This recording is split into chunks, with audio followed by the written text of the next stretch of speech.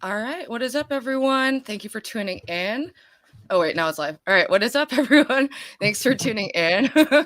I'm joined by Phil Illy, who I've been dying to talk to for a couple months now, ever since he came on my radar for a very fateful blue dress he wore to the Gen Spect conference in Denver. That was extremely controversial. So that's how you came on my radar. And then it turns out you just happen to be this fascinating character. And you've been really on the frontier of destigmatizing autogynephilia as a condition and broadening understanding of it is my perception. Unfortunately, I haven't gotten a chance to read your book yet, so I go a lot off of I watch a lot of your interviews. But yeah, I thought maybe we could start if you wanted to tell people a little bit about why you wrote your book, which is called Autoheterosexual, by the way, for people interested in purchasing. A little bit why you started speaking out on such a controversial topic. I started speaking out about it because there are just thousands or millions of people that have autogynephilia and experience the gender feelings that come downstream of it, and they aren't just being simply told, hey, this is what's happening to you, this is where these feelings are coming from. That instead they're left to just go on their own little gender introspection journey, or they're just sort of force fed the queer theory line of thinking. But they're not just being told, hey, these feelings come from a sexual orientation. It's just basically heterosexuality, just in a different direction. And it makes you want to become what you love in the other sex or gender. And so I just wanted to help spread information about it and make it more easier to understand, because a lot of the good information is in academic articles, and most people, very few people, are going to take the time to read that. And so I just basically wanted to make a simpler, clearer description of it, so that people wouldn't be wondering, why do I feel this way? They would know, and then hopefully like work through their feelings and figure out what they want to do about it. Yeah, and I think that's so important. So long as like I saw today on Twitter, I was kind of defending your honor out there because you apparently weren't on Twitter for an hour, which I find, come on, I've never heard of such a thing. But I was out there defending your honor because I know a you bunch of were people, getting in a reply battle, and multiple. That was only one of them. I guess I didn't even realize how. I knew your views were controversial in the trans community, but I didn't realize how directly um controversial you are, just in that if you're like if you appear on Twitter, it seems that people will see you as fair game to attack and bully. Because I saw, like, I was having a relatively respectful interaction with someone I disagreed with, and then you joined in because it was on a topic you know a lot about, and then I noticed instantly their tone shifted to this person's fair game for bullying, name calling. They instantly were attacking your appearance. It had nothing to do with anything you believed. It didn't seem like.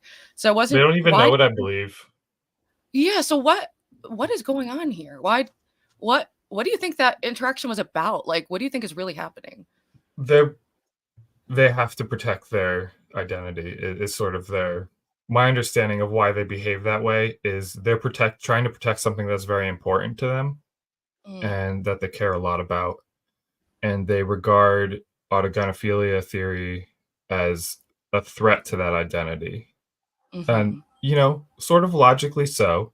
mm, However, as far as I can tell, autogynephilia theory is literally true. mm-hmm, And so, given that it is true, I think it's good to deal with that fact rather than mm-hmm. just deny it.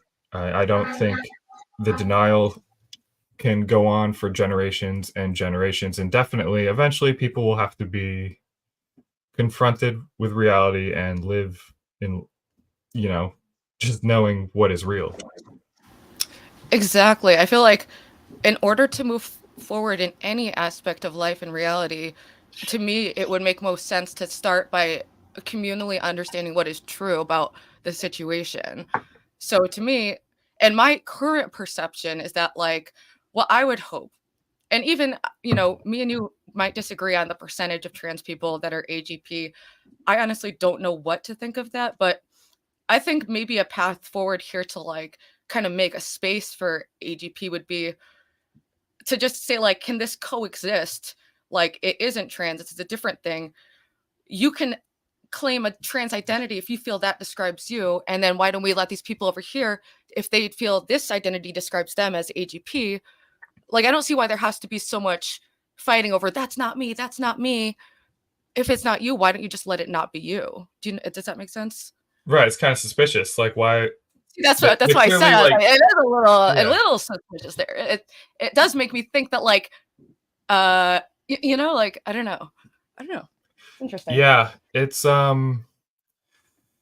So while trans and autogynephilia are not equivalent, Hmm. um, autogynephilia is the most common cause of male to female transition and Hmm. transgenderism, and so yeah, while you can't treat them as equivalent, they are highly related. They're Mm, inextricably linked, mm. and so that's sort of where the hostility comes from. So they won't concede that ground period. You don't No, like, do you think that we'll ever get there? Because I do kind of like I talk to a lot of trans people with all different kind of perceptions on the issue, and many are kind of my kind of like general non-judgmental perception of like I know trans people who say this doesn't describe my experience, but it describes a experience that is taboo and being suppressed and covered up, you know. Like those people exist. So I think what I'm hoping is as more people talk about the condition, it'll the temperature will go down because right now it's at radioactive, like it's so hard to talk about without people over personalizing with their own emotions into it, like yeah, but it's I do been that think way there's a from way. the start, though.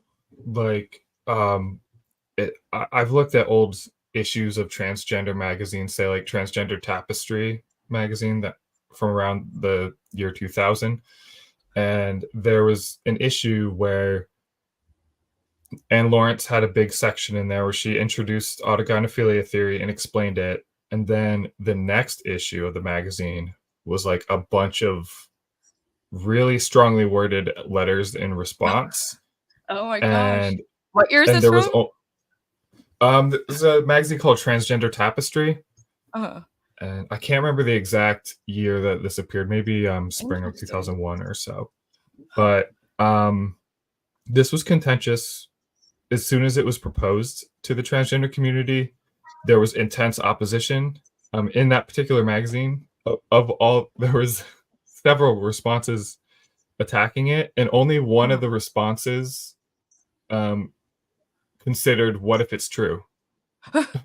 there was there was a response titled like "Autogynephilia. Interesting. What if it's true?" See that that And that reaction is so like illuminating in itself, because it's usually people only have these intense like shame reactions to something that hits like a core, it's striking yeah, something that feels true that they really don't like, right, so wow, that's so yeah, interesting. and yeah, part of that is that they do have unaddressed shame, and it's a sexual thing. And since it is a sexual thing, they're going to have strong emotions about it. People have strong emotions about romance related things, Mm. and um, yeah, So it's just it's just been always been like this. It's just contentious. always been this friction Yes, since. And how long is it? yeah. AGP has been a term since the 90s. 89 was when Blanchard's paper that gave it a name came out. Give it a name, but it Um, was called because I did a little like background research just to learn the history because I figured you'd probably, so I could ask more interesting questions. But I was kind of curious, like if it has always occupied this extremely controversial space, which it seems like from what you're saying, it has. yeah, I think it wasn't controversial when before the transgender community knew about it, when it was Mm, just clinicians that knew about it, say in mm, the 90s. Um, the trans community wasn't aware of it, so they couldn't be mad about it. But as soon as they were aware of it, the instant reaction was one that was a bit over the top, and like to a degree where it's like, all right, there's clearly shame behind this reaction. Mm-hmm. And something else to consider with the why a lot of trans people feel it doesn't describe their experience is that there's a lot of feelings and patterns of thoughts that that the orientation can cause in a person that don't seem overtly sexual or related to Mm-hmm. sexuality. So, Oh. so it's really quite reasonable for a trans woman to say that does not describe my experience. It's like while yes, that might be relevant in a sexual context, there's so many more feelings and experiences I have related to my transness Mm-hmm. that that have seemingly nothing to do with arousal or sexuality, and so it Mm-hmm. seems a bit reductive and like it misses the mark.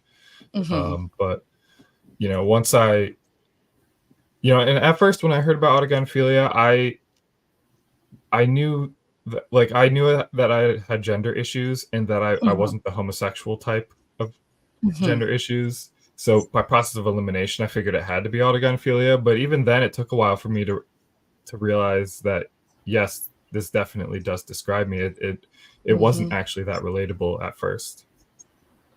Interesting. And when, I'm just curious on your timeline, when did you come across that term, like for the first time? I think I first came across it very briefly, sometime in my mid 20s, because I was in some feminist group on Facebook, and it got taken Mm-hmm. over by radical feminists, and they kicked out all the liberal Uh, feminists, and they did their usual thing.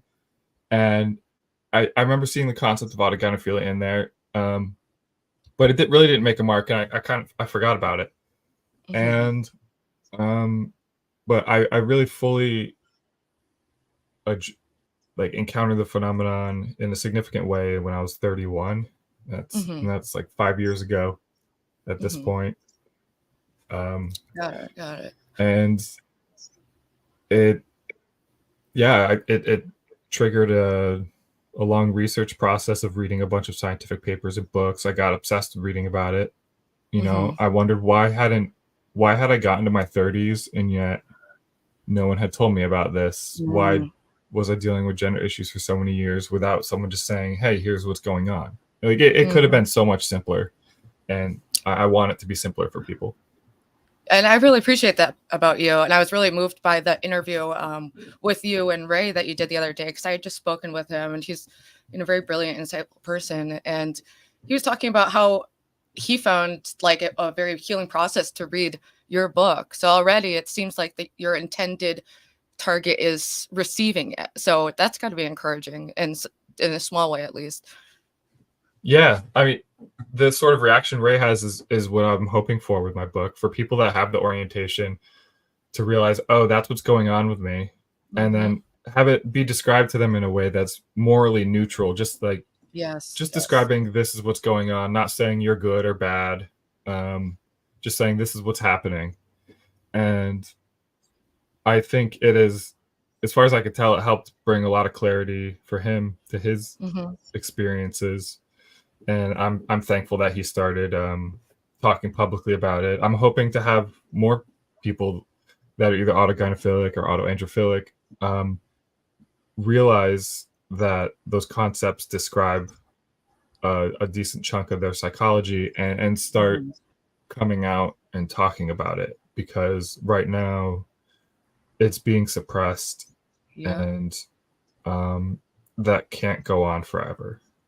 It's being so viciously suppressed. Like I feel like I've flirted around with like gender critical feminist spaces. I've never really been of that way because I like a lot of trans people. And I have a lot of trans people in my life, so I'm only gender critical in like sports, I guess, which is like like the craziest shit apparently. But I got dejected for, well, first off, for being friends and platforming trans people, because I guess that's just not okay at all either. But for not having issue with AGP when they've become this boogeyman. Like every Redux article is like, look at this bad AGP, look at what this AGP did. And that, so my goal in speaking is partially in trying to bridge that feminist community, because I just want to build a community that's based around truth and acknowledging things that maybe aren't always easy to acknowledge, so that we can all like heal and like find productive solutions for the issues we're encountering, you know? Like that seems like a worthy goal to me, but apparently, you know, that is just totally unacceptable. And I've had, like, even for the stream, you said you watched a little bit of me talking about what happened to at GenSpect was so outrageous to me. And I got like the ire of a couple like super like hardcore rad femmes calling me like a pervert shielder and like just acting like I would only do this because I'm not just interested in truth or human progress or flourishing or whatever. Like I'm doing this because like I have some deep-rooted sexual trauma that I need like validation from like twisted men. Like that's what they think of me, you know? And like maybe that's true in some way that I can't perceive, maybe, but like honestly, I'm just trying to figure out what's going on and try to Right. like create a solution and create, you know, community, rather than what I see happen in these communities that we both are like peripherally involved in, where they're so puritanical and so just constant fucking moralizing everything to infinity, to the point where it's just very frustrating to me. Yeah, it's like, can't people just live as long as they're not harming other people? Like, can't you just like leave them alone and chill out? But no, Yeah, and it's apparently okay not. to disagree on like things. I get these are sensitive topics, but I think if people are going in respectfully and sharing their experiences, like people just can't enter the convo because they over-identify with the side, you know, and then some part of them that usually reasons is shut off, and it's just Right. Yeah, I've it's noticed really there's a lot of unfortunate. fundamentalism that Mhm. among, you know, people in the trans movement, as well as among the gender critical feminists. There's Yeah. a sense of, I already have the truth, and Mhm. now it is my job to proselytize and to defeat my enemies. Yep, And exactly. they skip over the truth finding step of what is real, and like And that's also why that I it's try to never focus. it's like a journey forever. You're always learning and evolving, but it does seem, and I experienced this myself when I was more heavily identified in like activism, where you know it becomes your identity. So you anything that challenges your idea also challenges your identity and you to the core. So it becomes impossible to critically engage with anything. So it's just ironic. Like, Right. That is part of the difficult thing of this subject, is because when identity is what is being discussed, mhm, people have a great difficulty approaching it neutrally, and yep. it really makes discussions around it so much more tense than they need to be. And yeah, it's unfortunate, but that that's how this is. Like, at least with autogynephilia, autoandrophilia, that stuff, it is identity, and it's Mhm. identity that's connected to your sexual romantic orientation. And so, you know, the identity issues are already bad enough with other topics, but then this one, it's even more intense because of the extra emotional amplification, because it's connected to sexuality. Yeah, it's like it makes sense. It's like I shouldn't be surprised, but you know, I've always, you know, wanted people who feel alienated by experiences that aren't wrong in themselves to feel less alienated. That's been like a long-standing desire of mine as someone who felt like they didn't fit in when they were younger. I've always empathized with people, and I've empathized with that experience of struggling for so long and feeling like some truth about you was withheld from you that could have helped you. You know, I experienced that in my own way as like someone who grew up with like panic attacks and stuff, that I didn't know what was happening to me. And when I did, I was kind of like, why wasn't I taught this in school? Why didn't anyone tell me what I was experiencing, or that there was help, or that, you know, so I relate, you know, in my own way to that aspect of the experience. But I'm curious, how is it for you, like weathering? Are you just someone who generally doesn't like give a fuck, or like are do you internalize the attacks on you, or how do you process that? Um, as far as I could tell, I haven't really been internalizing the attacks. I mean, it's Hmm. not pleasant when people are attacking you, but Hmm. I recognize that people are fighting for what they see as moral good, and they're fighting for things that they care about and they love. You know, like the TERFs, they fight for female Hmm. humans, and trans people, they're fighting for for like the version of themselves that they love and feel that life is worth living for. And so in a way, both sides, or all the sides in this issue, they're motivated by love for, either self or other people. And yeah, I just recognize that there's going to be tense. It's going to be intense. I knew going into this that I was going to be attacked intensely, and I I didn't expect that it would be the gender criticals that got mad first, but that's probably best for long term for optics that they got mad first. I didn't think of it like that.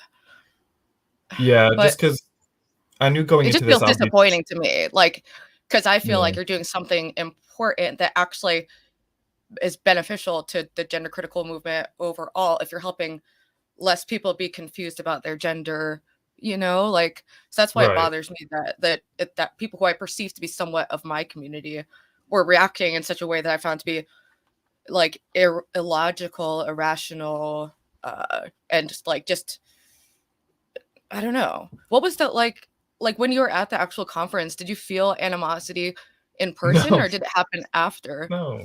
It only happened like 2 or 3 days after it ended. At the conference itself, it was fine. People really enjoyed themselves.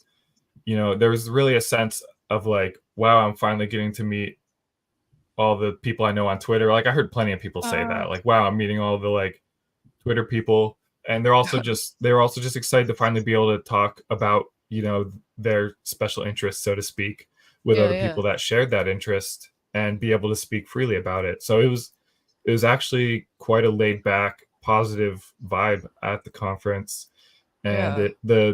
the struggling on Twitter only happened a couple days later, and it was triggered by as far as I can tell, it was Kelly J. Keene that set it off. So it was this is like an intra gender critical conflict here, because they see an AGP, and they've been creating and viewing anti-autogynephilia propaganda for years now, so they just have a very strong immediate emotional reaction to seeing someone be autogynephilic. They're like, we must protect our movement. It's sort of like, I feel like their response is sort of like they're trying to act as like the immune system of the gender critical movement, because they see a threat. But I really don't see how I am a threat, because the sort of like description of transgenderism, its causes, its nature that I'm putting forward, it undermines the narrative of the gender identity ideology perspective. But on the other hand, it also undermines some aspects of the gender critical perspective, where they think that while males and females might have different physical bodies, a lot of feminists, for instance, don't think that male and female psychology is different on average. And that's insane. Right, that it's like inborn. That's literally insane. That they think it's all socially constructed. That gender is just this strictly socially constructed thing. So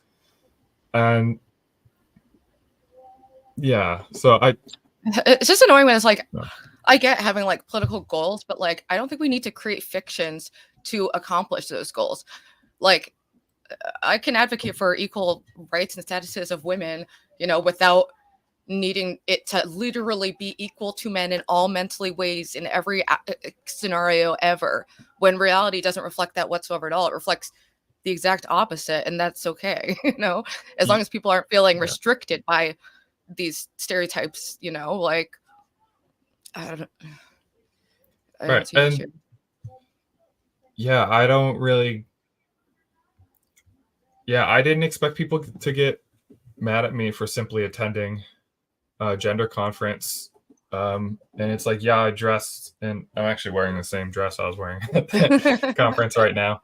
But it's weird that people got mad, but they did. But I understand it. They clearly let me know their opinion. I think so. I heard it. There's a bunch of people that were mad, and basically none of them were actually physically at the conference, but they were mad on Twitter, which is actually everyone, like, even gender critical, like, people, because I really, once I saw the reaction, I was really kind of like combing through a lot of people I follow to see how they were going to react.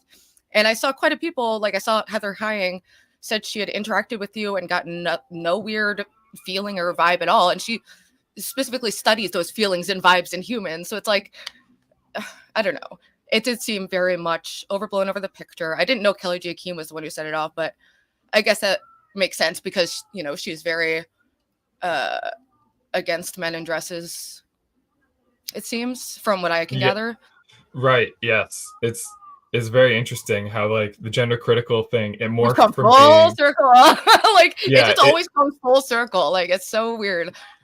Yeah, it started as this like liberal thing where it's like, you know, everyone can have whatever gender expression they want as long as you don't infringe on certain like females only spaces or whatever. Yeah. And then that sort of liberal version of it has clearly been, you know, it's splitting into the factions between the authoritarian and fundamentalist sect and the liberal sect. And I think at the conference itself, it was more of the liberal people.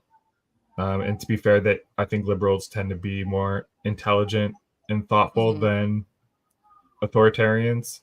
So that doesn't surprise me. But yeah, it was wild that people got mad about that. I have clearly not changed my fashion habits on account of it, and I won't.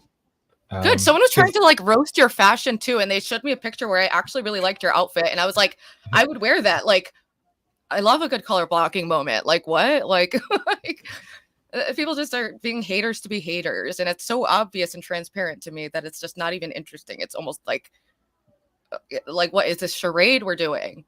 It's very intellectual. It like distracts from being able to have any substantive conversation when you just attack people's appearance. It's like, okay, we've learned nothing from this.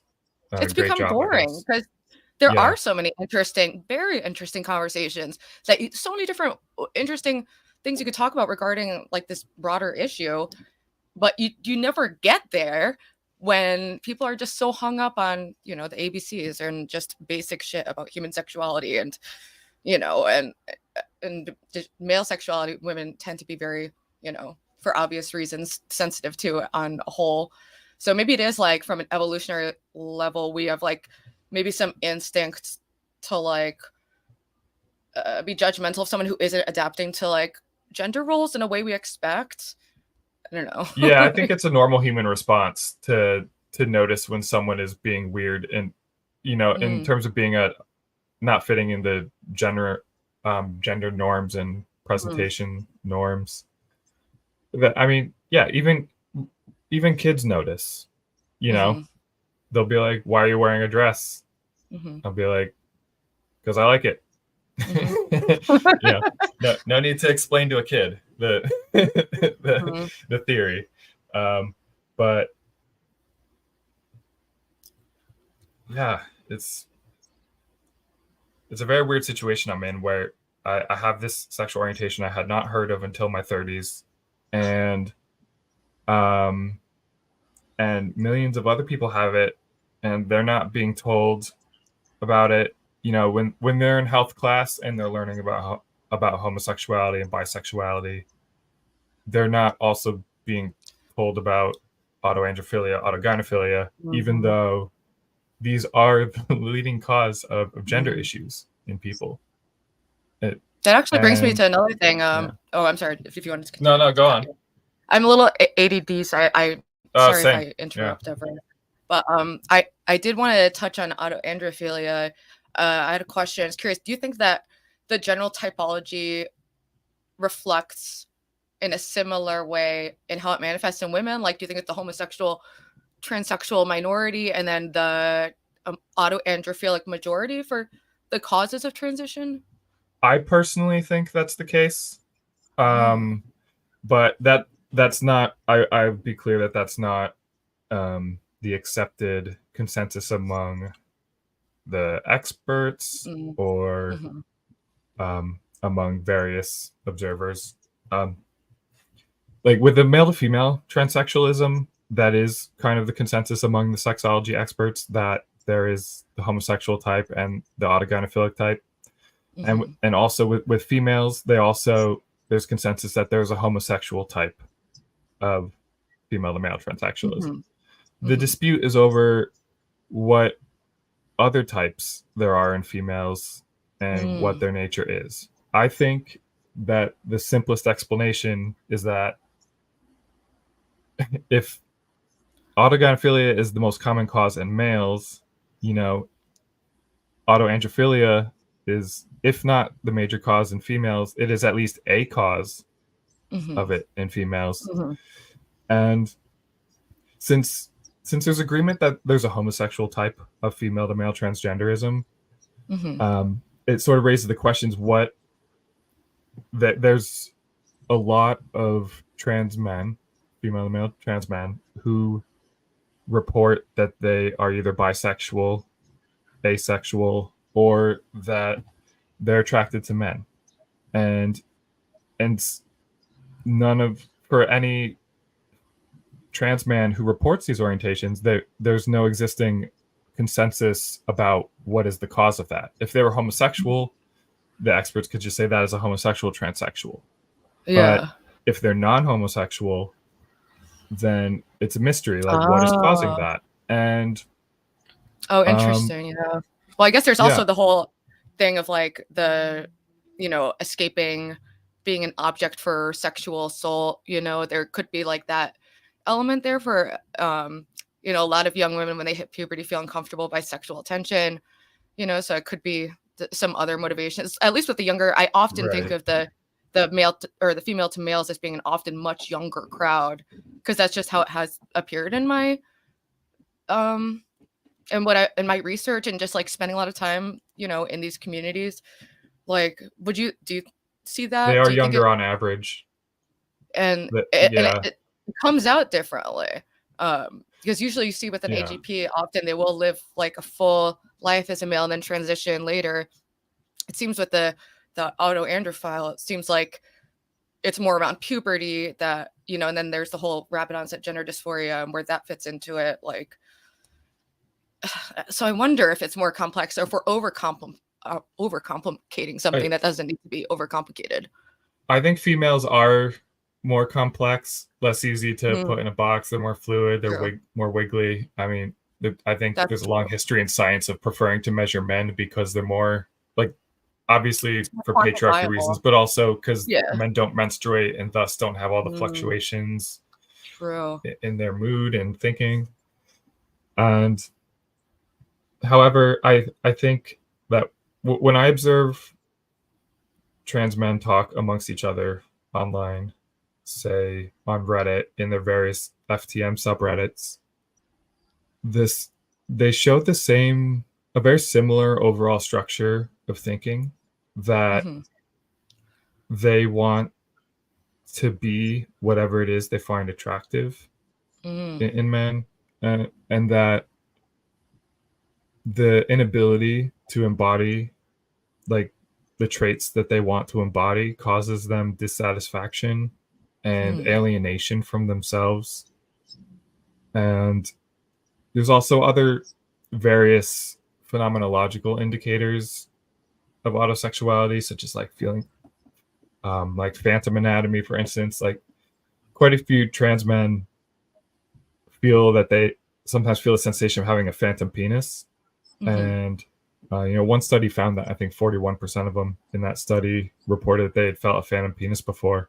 What? A post using testosterone, or No, did it no, say? just this Just study in didn't general? split based on transition status. Uh, Yeah, it's oh, just that's really interesting though. Regardless. Wow. yeah. Well, I actually became really interested in the phantom anatomy in particular after learning about otherkin because they, the people that, just for listeners, otherkin are people that have non-human identities, such as like wolves, tigers, vampires, dragons.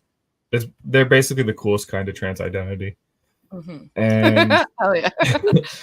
a lot of them they have language in their culture in their subculture for phantom anatomy. They call it phantom shifts and phantom shifting, and they will feel the sensation of wings, fur, claws, tails, paws, muzzles, teeth. They'll feel various animalistic body parts, like sort of proprioceptively as part of their body. What? Yeah, and this is generally like an intermittent sensation, like that will come at random times and go, or it can be triggered, depending on where the person is at in their development of their trans identity. Wow. That's so But interesting. What do you think is yeah, the mechanism of that? Like, I I wonder. I don't. I think it's something to do with proprioception, but I haven't looked enough into what proprioception is or how Mhm. does the human brain register what is part of its body and what is not. Like I don't know, but Interesting. yeah, That's I also think it's really interesting if you proprioception. like I've taken a lot of psychedelics, so it's like it's Same. interesting. It's interesting from a perspective of like if you view perhaps that, we're all one or, whatever. There's no way to describe these experiences without sounding so stupid and No, like it's like when dualism pretend but breaks down, like and it's it like becomes is it everything that is connected. yeah, and is it that unfathomable if everything is connected that something could be cross-wired even in a species way? It's really out there, but like, like it's not the craziest thing if you think about how crazy, quantum mechanics and reality is in general. Like, I don't know. Interesting, Right. interesting thought. Yeah, I think it is based though on yeah, I don't think it's like I think I it think also could be explained people like you can create like if I think hard enough about like my left pinky, I can feel sensation. Like maybe they're like creating these effects inside by fantasizing so much and so passionately, they actually create like an experience, yeah, I do think that it that yeah, fantasizing, like basically imagining yourself as the whatever type of entity it is that other can identify as will make it more likely that they'll then feel the phantom anatomy. Mm. Um, But do you think but it could pre-exist the identification? I think the identity is constructed over time through Mm. Mm. it's like a So yeah. behavioral development process and also a narrative identity development process. You know, as people have these experiences, say we'll use otherkin as an example because I sometimes like talking about otherkin because it gets out of the sort of culture war aspect of the transgender Mm. stuff, but it's still discussing the same phenomenon True. fundamentally Yeah. Yeah. of erotic target identity inversion. That's Yeah. the technical term for it. And yeah, And the what other can do. for the viewers who don't know, which includes me, what is erotic target identity inversion? So it's sometimes with sexual orientation, it can get turned around, inverted, directed inward towards yourself, and makes you attracted to being whatever it is that you love. And So you think that's the like mechanism? so yeah, there's some sort of quirk or glitch or whatever in development where some proportion of a person's sexuality, instead of being routed entirely externally as it would normally, some proportion of it gets routed internally and makes them attracted to being whatever type of erotic target they'd be attracted to. An erotic target Mm. just refers to like love object, like the type Got of it. thing Got they it. love. Okay, that makes And sense. over time, this internalized sexual attraction fosters the development of a trans identity associated with it. And Hmm. so, and that sort of identity that comes from that internalized attraction is the erotic target identity inversion. Um, So this is probably doubly pissing off the trans community because not only are you incorporating AGP, you're also incorporating otherkin, which I could see as a way to like talk about it in a way that's like talk about certain elements. But then I feel like the trans community is just like, oh, you're just including otherkin. Like, do you get that reaction from people like that they feel you're lumping it together? I haven't really gotten that reaction too much because to do that, someone would have had to pay enough attention to what I'm saying Yeah. to have that That's reaction. And hilarious and they, also really sad. Yeah, most of the haters don't have shown no indication that they've read Blanchard's work or that they've read mine or they've read any Wow.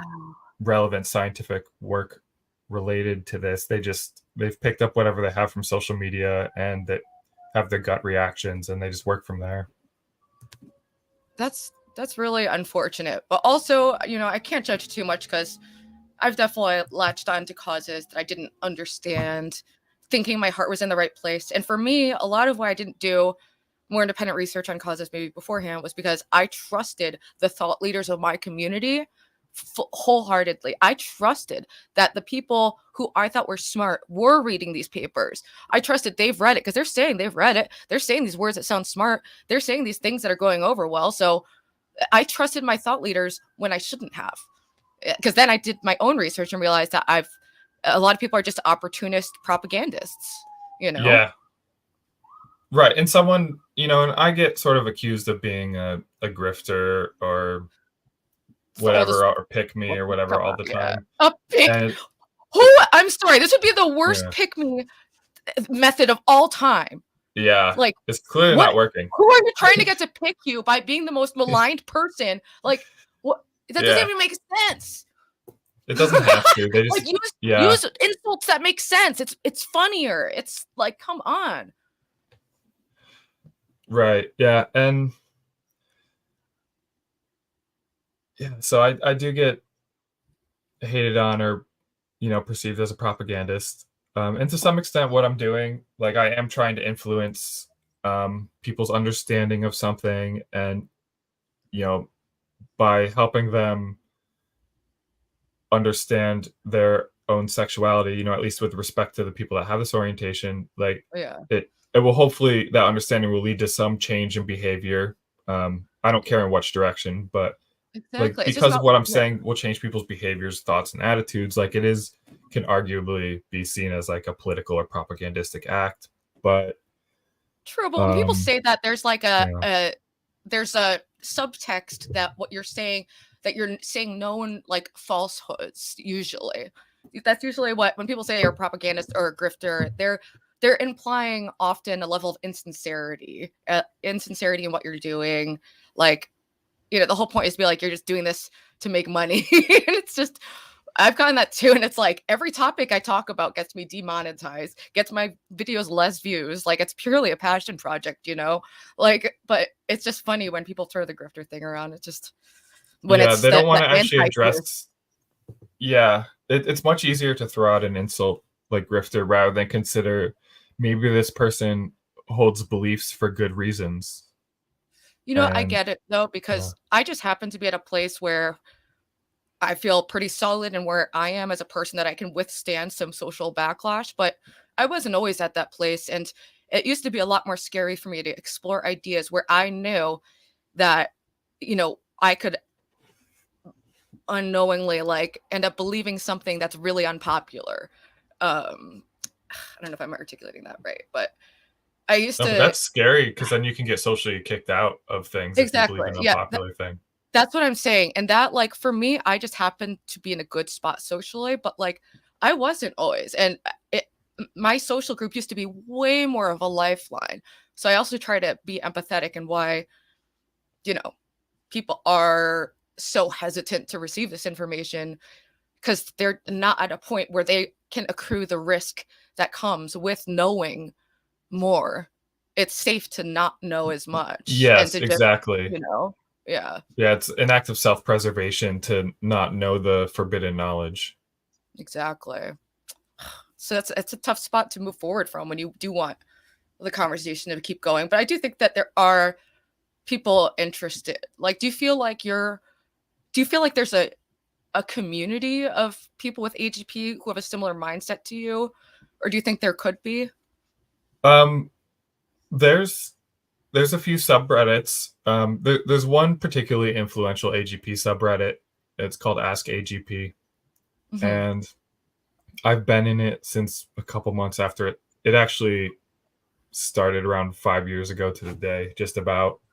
Um, Hmm. and I've watched it grow in the past 5 years, and we've created a really fairly mature level of discourse compared to anywhere else I've been able to Mm, find. And we also have strong free speech norms there. mm, I even asked recently, I posted a thread asking if we needed to have some sort of rule against encouraging people to transition, just because mm, transsexuals often do that. And yeah. the overwhelming response was no, don't just let free speech happen. And that was Mm. pretty heartwarming to me that I was almost proposing something that goes against my love of the free speech principle, and everyone else was like, "No, free speech." And so That that is good, but I yeah, do understand why you'd say that because it does seem like that is the standard reaction, and then if someone is pushed to enter the medical space, the standard reaction there is affirmation only. So it really can see how easy it is for someone who's maybe questioning and figuring out what's going on. You can see how easily they'll get pushed onto the conveyor belt of transition. And Ray Williams, who we both talked to, he's been posting a lot of screenshots from Reddit, really highlighting that, like how often people who clearly have AGP are like denied that, right. They're getting like slotted into the transition pathway by all the yeah. respondents. Yeah, like what Ray is talking about. I'm glad he's bringing it up. Like I've posted about it quite a few times on Twitter. I see it every day on Reddit that saying like ask transgender or the MTF subreddit. Someone will describe their feelings, Mhm. and often the thread title will be like, "Am I trans or is it a fetish?" Yeah. And then the overwhelming responses are just it like it's a very non-cis thing to sexually fantasize about being a woman. And basically, like, if you're fantasizing about being a woman, that's just not very cis of you, and you're probably trans. And Yeah.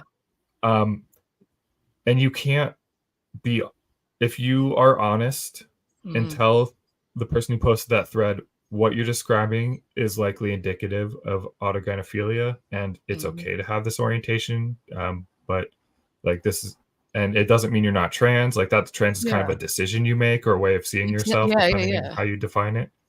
Yeah. But you would instantly get banned for that. And for instance, like in the MTF subreddit, the very first rule specifically forbids um, like talking about autogynephilia. Uh-huh. Wow. um, so yeah, you sort of, the Reddit situation. There's a lot of trans subreddits where basically people go in there gender questioning, and then a bunch of the respondents say like, "Yeah, I had similar feelings, and I realized it was because I was trans."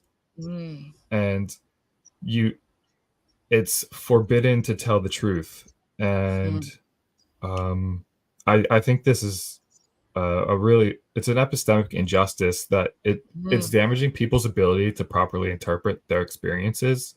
You're doing harm to their ability to know. And since gender transition has such high stakes and is such an important Mhm. decision, if someone goes down that path, I think is really irresponsible that people are just by default being put down that path instead of being told where the gender feelings are coming from in the first place. Exactly. Yeah, I've had an interest in like detransitioners for a while, so obviously that's on my radar. The fact that sometimes transition isn't always the right option. I also know a lot of people who've transitioned and that's worked out really well for them. And from what I can gather, they're living happy, fulfilling lives, so it like you said, it's like we can talk about the reality of what is and that the transition is the decision you make. Like you can be AGP and decide that maybe that's how you want to live your life, and that's fine because we live in a free country. You're just only you can decide what gives you the most happiness and live your life as you see fit, and people should respect that and Right. respect that you're not going to identify with everyone's experience. Their experience doesn't say anything about your experience. Like, I just wish there was that kind of like mutual respect and understanding instead of what I see is like bullying. I see just like so much like not even just towards like AGPs, but just bullying towards any trans woman who doesn't completely toe up with like the narrative in every topic whatsoever. You know, like seeing Right. how Amy Yeah, the getting hive mind. dragged for like, Yeah. I don't know if you saw Amy's backlash she's been getting for the Envy Desire film, Yeah, and I've it's seen like you some can of it. tell, It's what I expected. Once I but you can watched like it, I see was it. like, yeah, people are gonna be mad at her just because she treated Yeah. autogynephilia as real, and like when you treat autogynephilia as real Mhm. for a decent subset of the trans population, there's no excuse you can make that will justify treating autogynephilia as real. So you must be trashed, downvoted, Mhm. banned, deleted, whatever it is to make the bad feelings go away. Yeah. It's just like it is unfortunate because, like you said, there's so many more interesting ways, and I just feel like we get so hung up on like arguing over the basics of reality. It really, this is time we could have been arguing about like, you know, what is the best way for an AGP to live in society in a healthy way? How does this work out in relationships in a way that's beneficial to all? Like, there's so many interesting, more productive conversations to have, and it's just constantly like at the starting point. But I do, my hope Yeah. and like what I believe will happen is I do think truth will prevail because it tends to. So I Right. do, It does you know, tend to.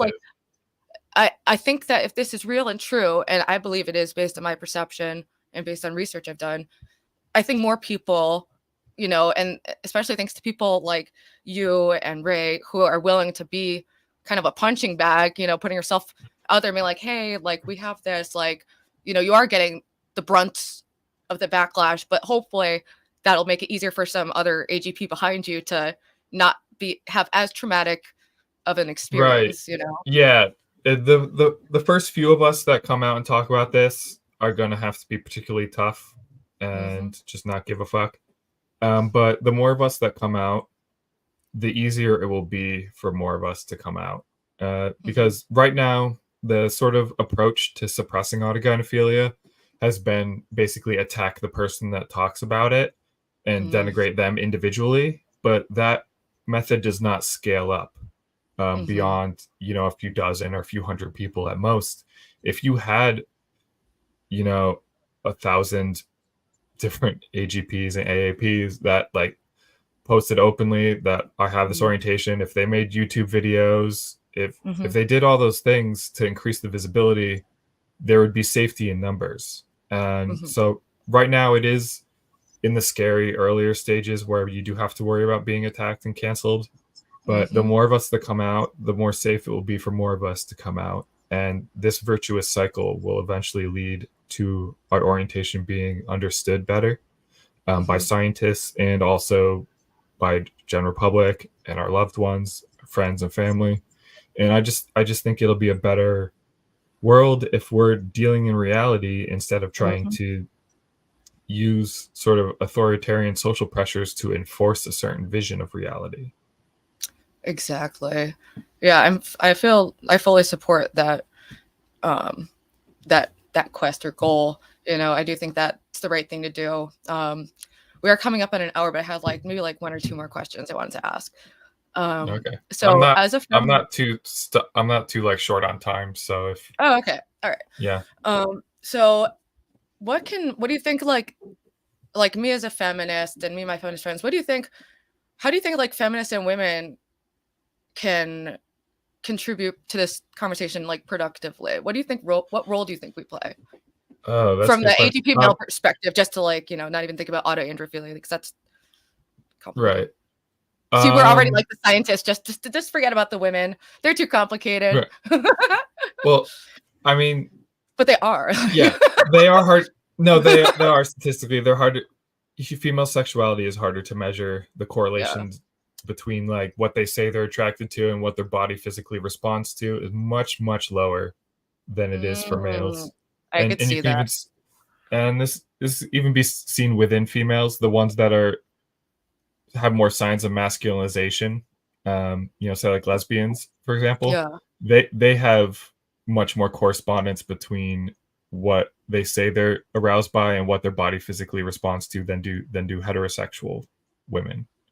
And that makes sense though. I mean, if we Yeah, so there's really think something to about do with masculinization that makes sexual orientation more rigid, category specific, and it. and stable. Interesting. rather than sort of like wiggly contextual thing that is female sexuality. Yeah. Yeah, but But you asked. Right, oh I yeah, I was got wondering just like how do you think like we'll like what can subtract they how do do you think feminists fit in this like conversation? if they keep demonizing autogynephilia, it will not help. I don't think it will help their goals Hmm. because people that are uninformed and just sort of just glance at the discourse will see, wow, these feminists are being really nasty and mean to Mm. these poor like gender minorities. These Hmm. you know. Um, so I think the demonization of autogynephilia is, I mean, I personally don't like it, but also I think it's not really gonna serve the, the sort of the gender critical feminist goals. Hmm. And I'm not too invested in whether or not they succeed, given on how they treat me. But um, yeah, I think that if they could just lower the intensity of the emotion around autogynephilia and not just if you constantly just call it like a fetish and act as if it's the most destructive thing when it's really just an internal relationship within a person with themselves. um like it's their reaction is wildly disproportionate to the reality of autogynephilia. Mm. And that's not to say I'm contesting whatever their particular policy decisions are about female sex spaces or whatever. That's not my Hmm. call to make. um I just think that their current method of demonizing AGP is, I mean, it's not kind. And I don't think it's productive in the long term for their goals.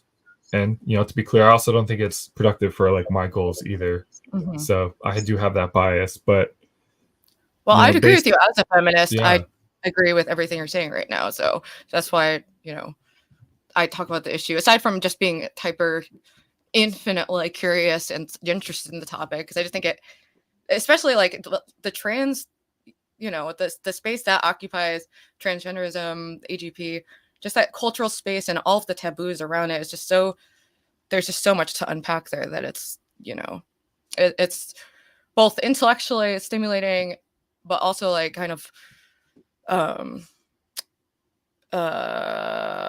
soul crushing to engage with because people are just so not ready for the conversation and it's unfortunate because there could no, be but a lot of really, you know yeah, some people are ready though for it. And true, well, yeah. I think it's unfortunate how few people are ready for it, but some of them are, and those I'm are the looking ones for that I I'm on hope the to prowl. reach. Right? Yeah, Yeah. exactly. And if we make that group of people that are ready for it grow, then eventually more people will be ready to finally have an adult conversation around transgenderism. Yeah. Well, I think I believe that will happen. I'm betting on it, and I think you're doing really important work. And I think I'm really excited. I was unemployed for like 8 months. So I've been very poor, but I'm getting paid. Your book is like the first thing I'm gonna buy, so I'm really excited to read it. And did Oh, you want to thank you. direct anyone of where to get that, where to find you? Um, right. Yeah, the plug step. My Plug step baby, and then I have one more fun question at the end. yeah. Um, the book is called Autoheterosexual: Attracted to Being the Other Sex.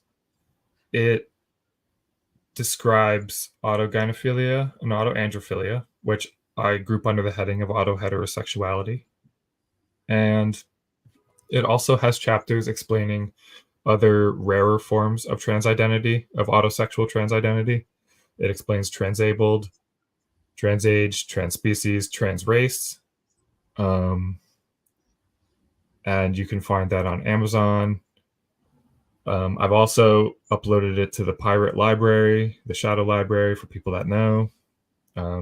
And I've um, also put some chapters for free on my Substack, phililly.substack.com. And yeah, if there's any people that are listening that are um, autoandrophilic or autogynephilic. I'm gonna mention some subreddits that where you're allowed to talk about this stuff and you will not get banned. And there's our autoandrophilia, which is small but growing. We're around 100 people there now. There's the Ask AGP subreddit. It's a great place to start. There's also our autogynephilia subreddit. I brought that back. There's also an autosexual subreddit. And I'm a mod on all of these, and there are free speech norms in all of these. And if you have one of these orientations, and you use Reddit, come join those and join the discussion. And yeah, basically, if anyone hasn't read my book, that's listening, I think it'd be cool if you bought it, but honestly care more that people read it than that they buy it. So if you don't want to pirate it, like I put it in the pirate database. So for those that know, you'll be able to find it.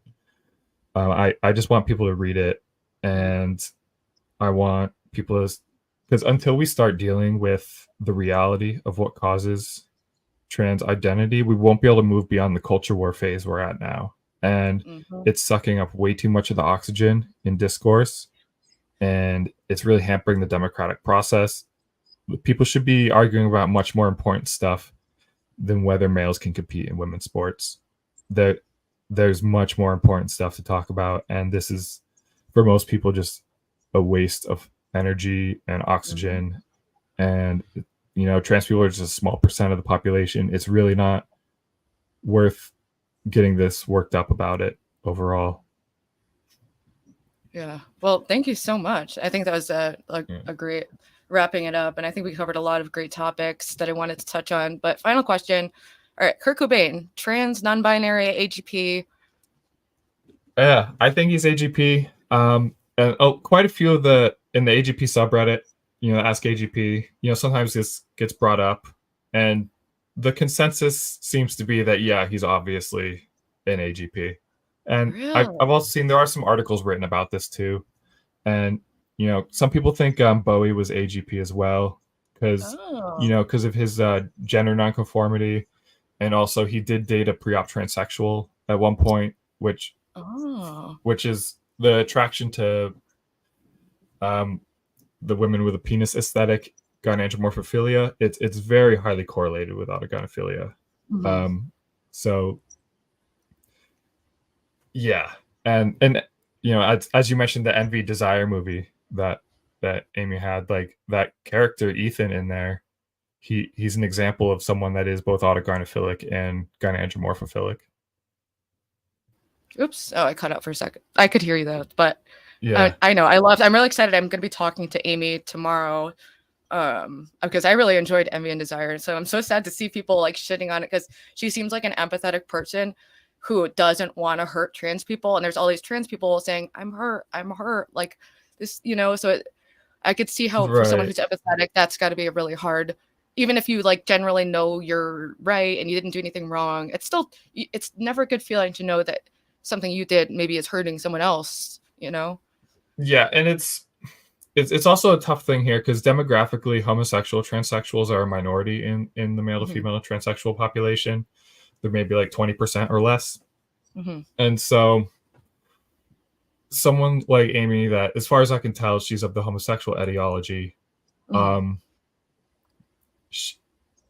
she'll probably get caught off guard by what people get mad about all the time, because she has a fundamentally different psychology behind her gender issues. Whereas true, so that's why she's not over identifying with the.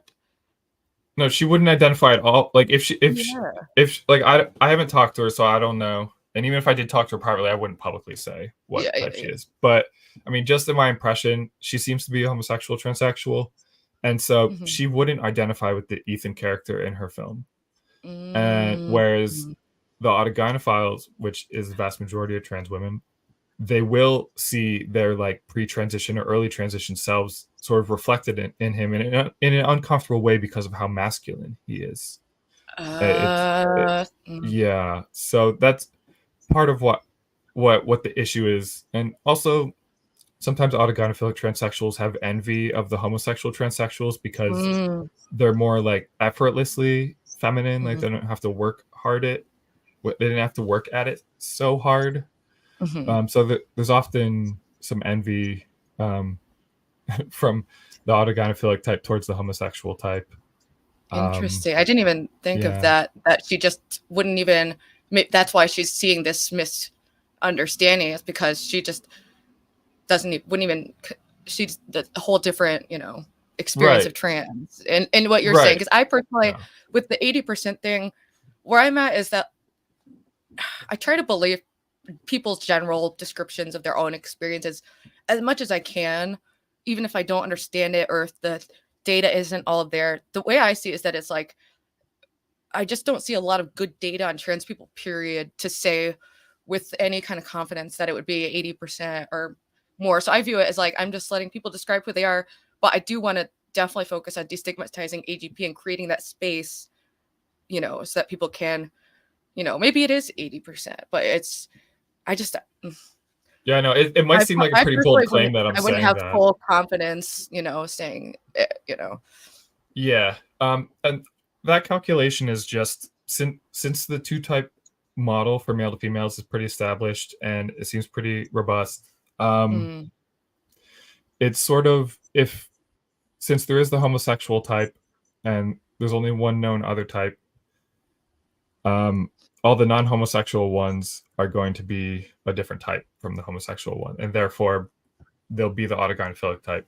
And mhm, I mean, it's not only that bit of logic that I just mentioned that is why that categorization system works. Blanchard did in his research, he found that the non-homosexual trans women reported uh-huh.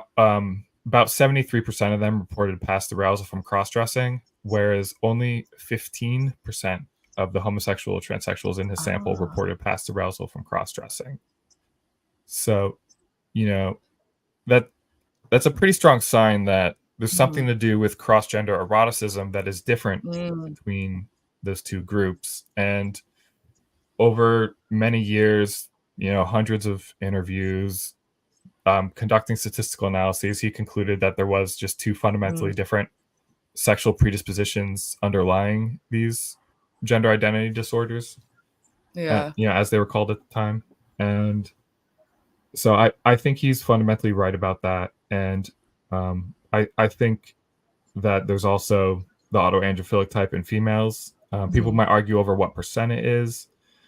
I I think it's most of them. The ones that go on mhm. testosterone and that experience, yeah, the ones that go on testosterone, it's so hard for me to imagine someone just doing that for social contagion reasons. But then again, I'm male, so it's hard for me to understand maybe I could female. fully understand because it's like the social contagion is so strong and all consuming that, like, I've seen, I don't know, maybe as a woman, I understand, like, I'm just, receiving that as like a concept differently because I've seen how impressionable women can be with social trends. Not, I mean, everyone is. That sounds really sexist, No, but women I would are agree. They are more more women susceptible. are more Yeah, pro-social in general. So of course, yeah, we occupy a more intense social space than men in general, and the way that we experience the world and social interaction. So to me, it makes sense why we'd be more susceptible to like social contagion as like a gender or sex or whatever. right. Yeah, no, I agree that probably is the case.